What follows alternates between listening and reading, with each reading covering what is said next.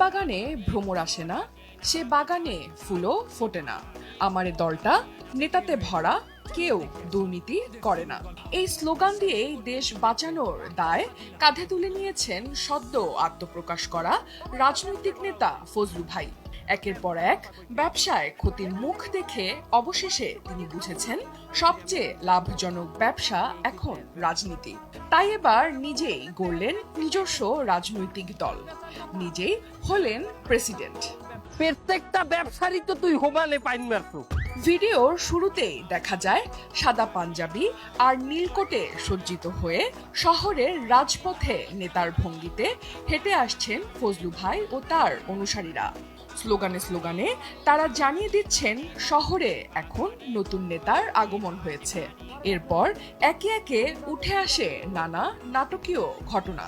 নতুন দলের জন্ম, প্রতীক খোঁজা, প্রেসিডেন্ট হওয়ার লড়াই আর রাজনৈতিক উচ্চাভিলাষের কার্টুন সুলভ উপস্থাপনা। একটা নতুন রাজনৈতিক দলে যোগদান করছি। এই রম্যধর্মী ভিডিওটি তৈরি করেছেন ফ্যামিলি এন্টারটেইনমেন্ট বিডির দুই তরুণ কন্টেন্ট ক্রিয়েটর রাকিব হাসান ও খায়রুল ইসলাম জিসান। রাজনৈতিক স্যাটায়ারের মোড়কে তারা তুলে ধরেছেন একটি গুরুত্বপূর্ণ সামাজিক বাস্তবতা, আর তা হলো বর্তমান বাংলাদেশে রাজনৈতিক দল গঠনের হিড়িক। আসন্ন নির্বাচন সামনে রেখে ইতোমধ্যে ৬৫টি রাজনৈতিক দল নির্বাচন কমিশনের কাছে নিবন্ধনের জন্য আবেদন করেছে, যার মধ্যে বহু দল গঠিত হয়েছে গত বছর ৫ আগস্ট ফ্যাসিস্ট সরকার পতনের পর।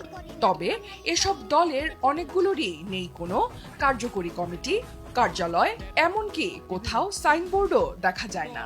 অনেকে আছেন শুধুই কাগজে কলমে। বিশ্লেষকদের মতে গণতন্ত্রের নামে এইসব নতুন দল অনেক সময়ই ক্ষমতা ও স্বার্থচর্চার বাহন হয়ে ওঠে। রেডি অনেক কর্মী হয়েছে, আমরা নানা জায়গায় আমরা পদ পজিশন দেব, তার ওই মামু আমার একটা পদ দেবে। নৈতিক বাস্তবতাকে ব্যঙ্গ ও হাস্যরসের মোড়কে তুলে ধরেছেন রাকিব জিসান জুটি। তাদের ভাষায় সমাজের দূষিত ও অবাস্তব ঘটনাগুলোকে কমেডির মাধ্যমে জনসাধারণের সামনে উপস্থাপন করাই তাদের কাজ। তারা মনে করেন সুস্থ ধারার বিনোদন কেবল আনন্দ নয়, এটি হতে পারে সামাজিক পরিবর্তনের হাতিয়ারও। তাই দেশের মানুষের জন্য গঠনমূলক ও চিন্তা উদ্দীপক কন্টেন্ট ছড়িয়ে দিতে তারা প্রতিশ্রুতিবদ্ধ। পাশাপাশি বিভিন্ন সামাজিক অসঙ্গতি দূর করতে মানুষকে সচেতন